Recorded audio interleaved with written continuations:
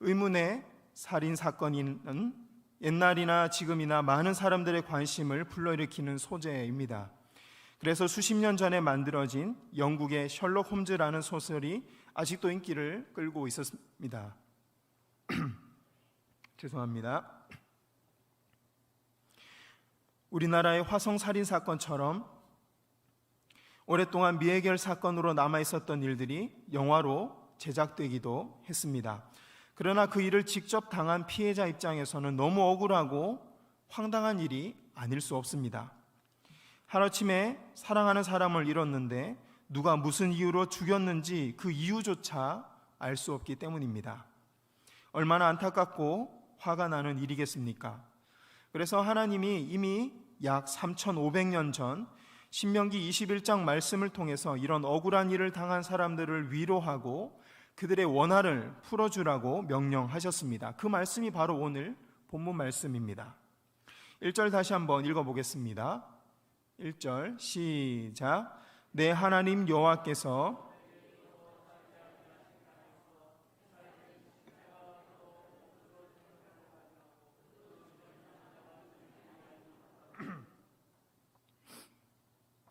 1절을 보면 피살된 시체가 들에 엎드러진 것을 발견했는데 살인자가 누구인지 알 수 없을 때 사건을 어떻게 처리해야 할 것인가에 대한 말씀이 오늘 말씀이라는 것을 알 수 있습니다. 여기서 피살됐다라는 것은 다른 사람에게 죽임을 당했다라는 것을 의미합니다. 살인자가 고의로 죽였든지 부지 중에 우연히 죽였든지 간에 인위적으로 다른 사람이 다른 사람을 죽였던 것이죠.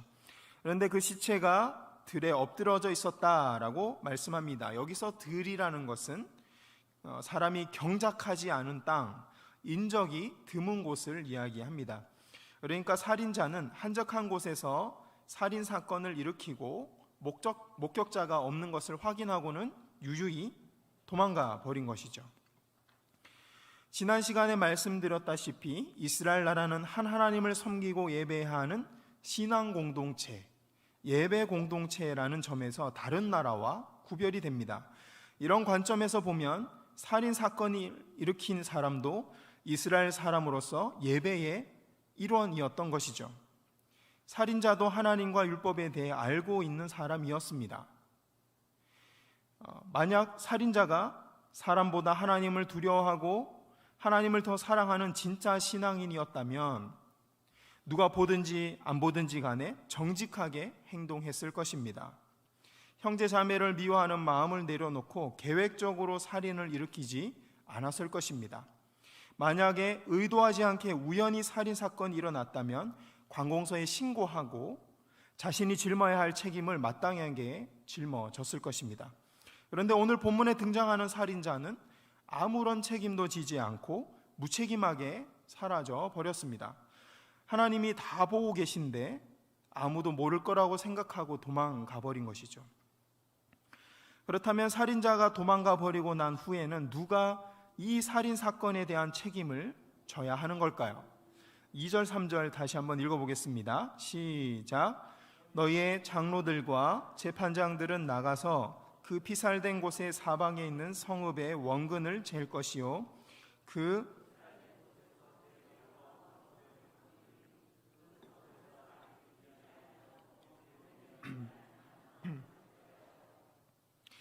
미해결된 이 살인 사건에 대한 책임은 우선 이스라엘의 지도자들에게 전가되었습니다. 그래서 2절을 보면 장로들과 재판장이 나가서 사건을 조사하고 이후에는 어느 성읍이 책임을 질 것인가에 대해서 판결하도록 되어 있는 겁니다. 히브리어로 보면 여기 등장하는 장로란 각 성읍의 어른들로서 그 성읍을 다스릴 권한을 가진 사람들이었습니다. 또 재판장이란 오늘날 검사처럼 중앙정부가 운영하는 사법부에서 파견 나온 사람이었습니다. 그러니까 우선 공적으로 살인사건이 일어난 지역을 대표하는 장로와 정부를 대표하는 재판장이 이 사건을 책임지고 해결해야 했던 것입니다. 사건을 해결한다는 것은 구체적으로 이 3절 말씀에서처럼 살인사건이 일어난 현장에서 가장 가까운 성읍이 이 살인사건에 대한 책임을 지도록 하는 것이었습니다. 또 책임을 지는 방법은 4절과 같이 속죄의식, 속죄제사를 드리는 것이었습니다. 4절 함께 읽어보겠습니다. 시작. 그 성읍의 장로들이 물이 항상 흐르고 갈지도 않고 씨를 뿌린 일도 없는 골짜기로 그 송아지를 끌고 가서 그 골짜기에서 그 송아지의 목을 꺾을 것이요 라고 되어 있습니다. 하나님은 살인사건에 대해서 책임을 지는 방법으로 물이 항상 흐르고 갈지도 않고 씨를 뿌린 일도 없는 골짜기에서 아직 사람이 부리지 않은 암송아지의 목을 꺾으라 라고 말씀하셨습니다. 물이 항상 흐르고 갈지도 않고 씨를 뿌린 일도 없는 골짜기라는 것은 사람의 손이 타지 않은 곳, 부정하지 않은 곳, 정결한 곳을 가리킵니다. 마찬가지로 사람이 부리지 않은 송아지도 정결한 제물, 흠없는 제물을 가리킵니다. 한편 송아지의 목을 꺾는다라는 것은 제사를 드리는 것을 의미합니다. 그러니까 정결한 곳에서 죄값을 치르는 속죄 제사를 드리면 그 살인 사건에 대한 책임을 면제해 주겠다라는 하나님의 말씀인 것이죠. 당시에는 이스라엘 백성들이 가나안 풍습을 쫓아서 여러 산과 골짜기에서 우상 숭배하는 것을 막기 위해 예루살렘 중앙 성소에서만 예배를 드리라라고 신명기서가 강조하고 있습니다. 그런데 오늘 말씀에서 살인 사건에 대한 속죄 제사를 골짜기에서 드리고 나면 이 백성들이 오해하고 다시 산당에 가서 우상 숭배할 수 있는 가능성이 생기게 됩니다. 그래서 하나님은 이 제사를 드리라라는 표현 대신에 목을 꺾으라라고 표현하고 있는 것이죠. 이처럼 하나님은 말씀 한마디, 법 하나를 주실 때도 우리 연약함을 다 알고 배려해 주신다는 것을 확인할 수 있습니다. 5절 말씀 읽어보겠습니다. 시작. 레위 자손 제사장들도 그리로 갈지니 그들은 내 하나님 여호와께서 택하사 자기를 섬기게 하시며 또 여호와의 이름으로 축복하게 하신 자라. 모든 소송과 모든 투쟁이 그들의 말대로 판결될 것이니라. 아멘. 미해결 살인 사건에 대해서 가장 가까운 성읍의 장로들과 사법부에서 파견 나온 재판장이 판결을 하더라도 최종적인 절차가 남아 있었습니다. 그것은 하나님으로부터 율법과 제사를 맡은 제사장에게 이 판결이 옳은지 감사를 받는 절차가 남아 있었습니다. 감사를 마친 후에는 살인 사건에 대한 속죄 제사가 율법대로 잘 이행되도록 제사장의 지도를 받아야만 했습니다. 이것은 세상 모든 법보다 하나님의 말씀의 법, 이 율법의 권위가 우선한다는 것을 잘 보여주고 있습니다. 그렇다고 세상 법을 무시해도 된다는 뜻이 아닙니다. 계속해서 살펴보고 있는 신명기 율법에 담겨져 있는 하나님의 마음은 사랑입니다. 그러니까 억지로 딱 시키는 만큼 율법을 지키고 나서 하나님한테 자 이제 됐죠? 이런 마음으로 말씀을 지키면 안 된다는 뜻입니다. 하나님을 사랑하는 마음이 우러나서 이웃을 사랑하게 되고 연약하고 소외된 사람을 돕는 수준까지 우리가 자라가야 한다는 뜻입니다. 그 결과 교회 안에 있는 성도들 사이에서는 삼위일체 하나님 사이에서 누리는 사랑과 그 기쁨을 누리게 되는 것이죠. 이것이 율법을 우리에게 주신 목적이고 이유인 것입니다. 괜한 짐을 지우려고 주신 것이 아니라 우리를 사랑하고 성장시키고 더 가까이 부르셔서 진리가 주는 완전한 자유, 그 기쁨을 우리가 누리게 하기 위해서 율법을 주신 것이죠. 이런 관점에서 보면 세상의 일반 법은 율법의 극히 일부분에 불과합니다.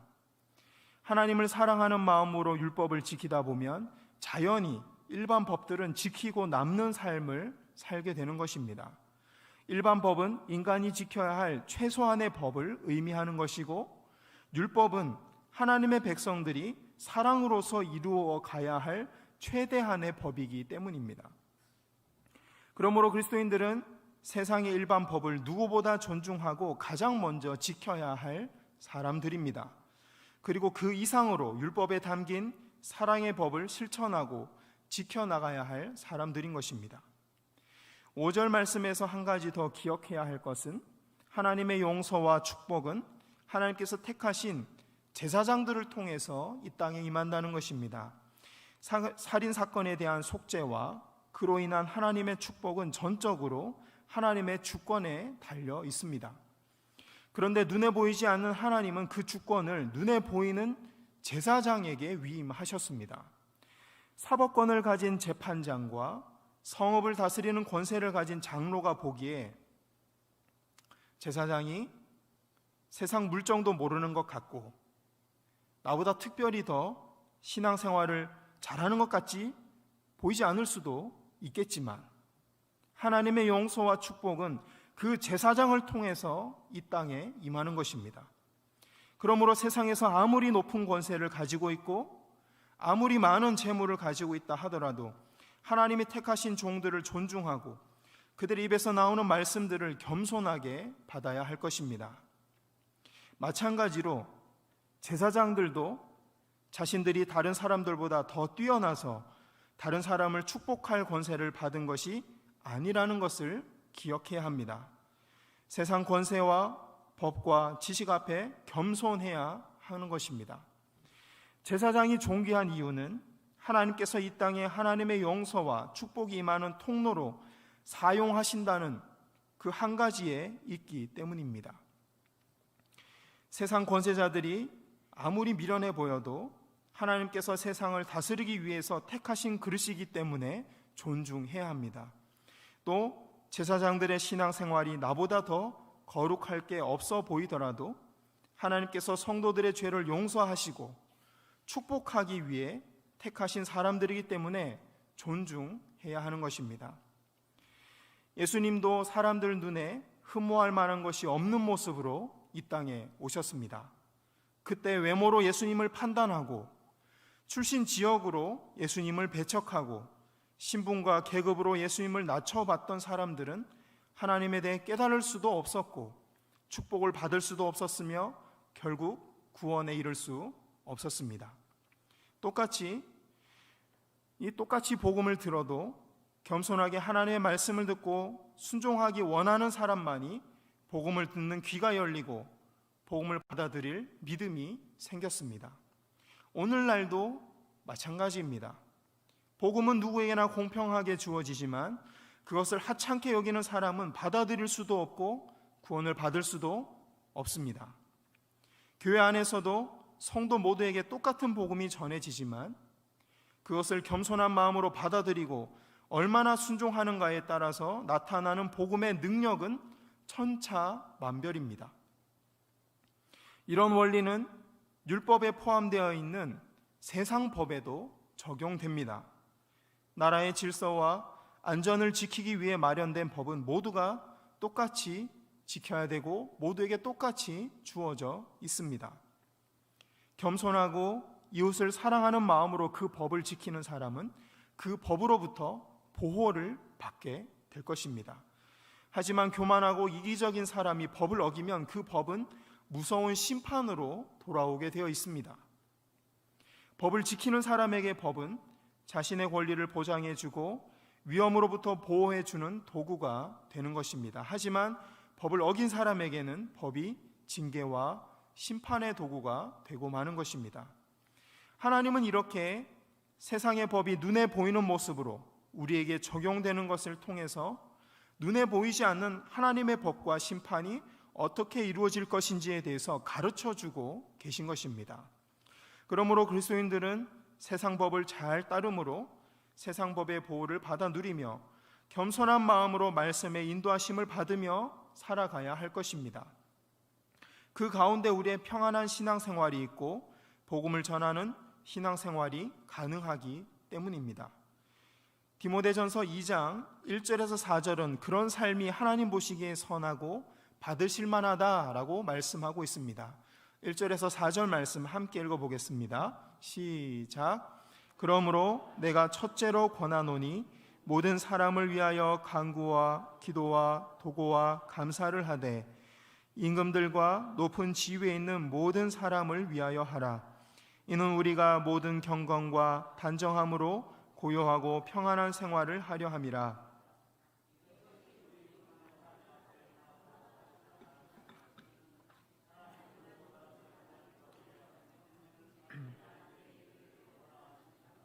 아멘.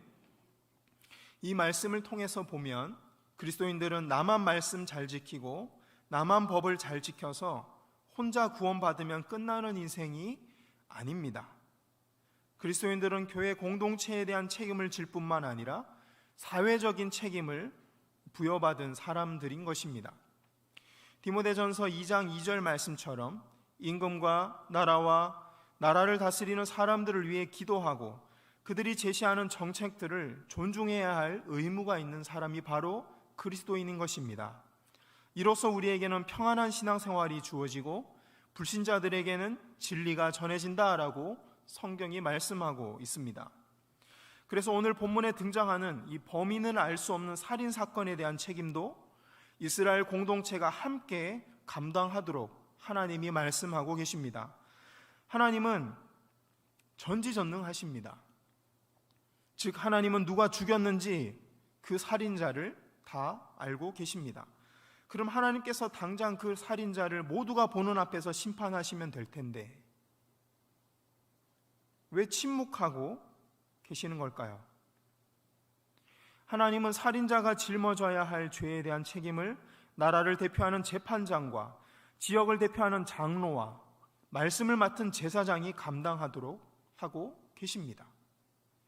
디모데전서 2장 1절에서 4절 말씀에 따르면 하나님은 지금 이스라엘 공동체 전체에게 살인죄에 대한 책임을 묻고 계신 것입니다. 이런 해석은 다음 말씀에서도 확인할 수 있습니다. 레위기 4장 13절에서 15절 말씀입니다. 시작.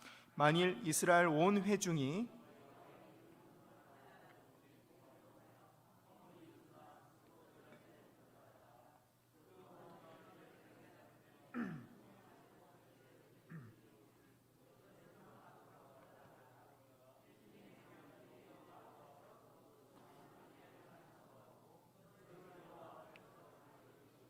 아멘. 레위기 이 제사법에 따르면 1년에 한 번 대속죄일에 이스라엘 공동체 전체가 지은 죄를 용서받기 위해서 드려야 했던 제물은 송아지였습니다. 이스라엘 백성 전체의 죄를 사함받기 위해서 드려야 하는 속죄 제물은 송아지였습니다. 그런데 오늘 신명기 말씀에서 살인 사건의 죄를 용서받기 위해서 드려야 하는 제물도 송아지였습니다. 제사 제물에 송아지가 쓸 경우 대부분 수송아지가 쓰였는데 이 살인 사건 속죄제에 쓰이는 제물은 암송아지이다는 점은 물론 다릅니다. 특이하게 암송아지를 사용하고 있죠. 우리가 주목해야 할 부분은 수송아지냐 암송아지냐가 아니라 이스라엘 나라 신앙 공동체 전체의 죄를 용서받기 위해 드려진 제물이 송아지였는데 살인 사건의 속죄 제사에 사용된 제물도 송아지라는 점입니다. 하나님은 살인 사건의 책임이 개인에게 있는 것이 아니라 이스라엘 신앙 공동체 전체에 있다라고 말씀하고 계신 것입니다. 하나님은 지금 이스라엘 공동체에게 살인죄에 대한 책임을 묻고 계신 것입니다. 오늘 본문 신명기 21장 8절에서 9절 말씀을 보면 송아지 제사를 드리면 백성들의 죄를 용서받을 수 있다라는 말씀도 이런 해석의 근거가 되고 있습니다. 다시 질문 드리겠습니다. 하나님은 누가 범인이고 누가 살인자인지 알고 계시는데 왜 이스라엘 공동체 전체에게 책임을 묻고 계신 걸까요? 살인자는 어느 한순간에 갑자기 만들어지는 것이 아니기 때문입니다. 살인자는 어느 한순간에 갑자기 만들어지는 것이 아니기 때문에 이스라엘 공동체 전체에게 하나님의 책임을 묻고 계신 것입니다.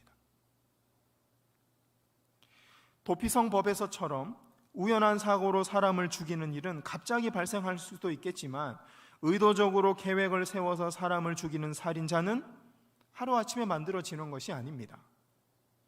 오랜 시간 동안 공동체의 무관심과 방치, 반복되는 잘못된 가르침과 상처 속에서 만들어지는 것입니다. 그러므로 살인자를 알 수 없는 살인 사건의 경우 공동체 전체가 함께 책임을 통감하고 회개해야 하는 것입니다. 먼저 백성들을 지도하고 가르치는 리더들이 책임을 지도록 하셨습니다. 그래서 법을 담당하는 재판장, 법을 시행해야 할 성읍의 장로들, 그리고 말씀을 맡은 제사장에게 살인 사건이 맡겨졌던 것입니다. 하나님은 사건을 조사하면서 법 집행에는 문제가 없었는지, 말씀을 가르침에 있어서 놓친 부분은 무엇이었는지 공동체의 리더들이 먼저 자신들을 돌아보고 공동체의 문제를 파악하도록 하신 것입니다. 한편 송아지 제사를 통해서 보면 살인 사건에 대한 책임은 일반 백성들에게도 있었습니다. 이스라엘은 나라이기 전에 하나님을 믿고 따르는 구원받은 거룩한 백성, 신앙 공동체였습니다.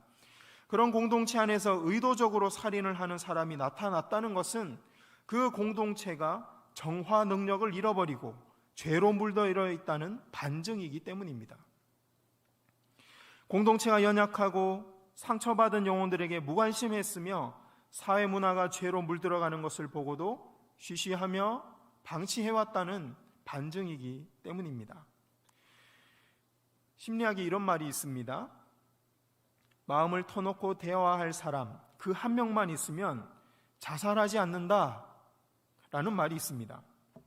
이런 원리에 의해서 사람들이 자주 자살을 시도하는 다리 위에는 생명의 전화가 놓여 있습니다. 그래서 언제든지 수화기를 들면 상담사가 힘드시죠? 이러면서 이야기를 들어주는 것이죠. 자살을 방지하게 되는 것입니다. 이 땅의 교회 공동체, 하나님의 백성이라고 자부하는 우리가 세상에서 이런 역할을 감당해야 하지 않겠습니까? 오늘 본문에서 하나님은 우리 그리스도인들이 복을 받고 자유를 누릴 권리뿐만 아니라 이런 사회적 책임을 지도록 부르셨다고 말씀하고 계십니다. 나만 깨끗하고 나만 순종하고 나만 구원받으면 그만이라는 생각은 마귀가 주는 생각입니다. 단호하게 말씀드리는데 그것은 마귀가 주는 생각입니다. 자기밖에 모르는 그런 신앙생활을 했던 바리새인과 서기관들을 향해 예수님은 독사의 자식들아 라고 부르셨습니다. 이 말은 다시 말하자면 마귀의 자식들아, 지옥 갈 놈들아 라고 예수님이 말씀하신 것입니다. 예수님은 누구보다 신앙생활을 잘 하는 것처럼 보이는 바리새인들을 향해서 지옥 갈 놈들이라고 말씀하신 것이죠.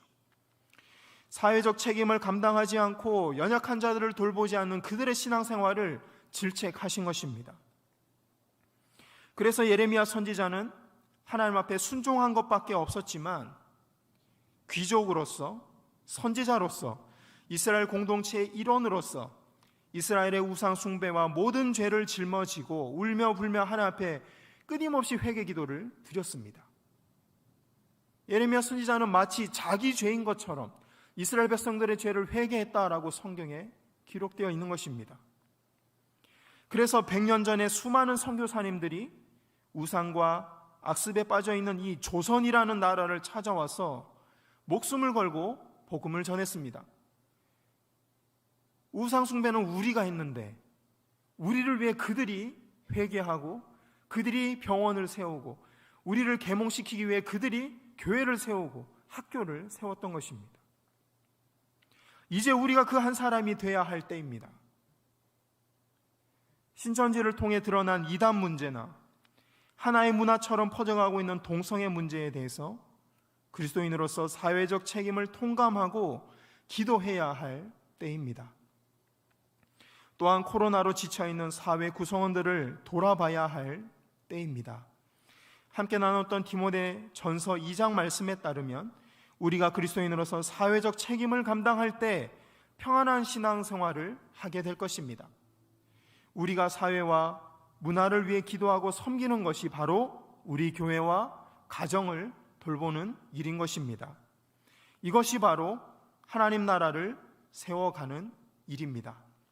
이 일에 동참하여 우리 가정과 교회와 나라를 세워가는 그 일에 쓰임받는 우리가 되기를 소망합니다.